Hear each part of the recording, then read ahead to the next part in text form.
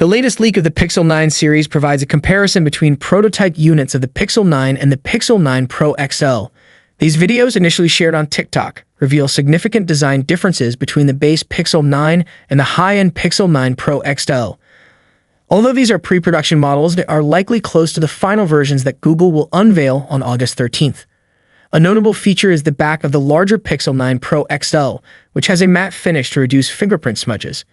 In contrast, the Pixel 9 has a glossy rear panel, which, while not as prone to fingerprints as older models like the HTC Touch Diamond, will still need occasional cleaning. Interestingly, Google has designed the phones with reverse flat sides. The Pixel 9 Pro XL, despite its matte back, has a glossy flat side, while the Pixel 9 with its glossy rear has a flat side with a matte finish. The Pixel 9 is expected to feature a 6.24-inch display and the Pixel 9 Pro XL a 6.73-inch display. All models will be powered by the Tensor G4 application processor, AP.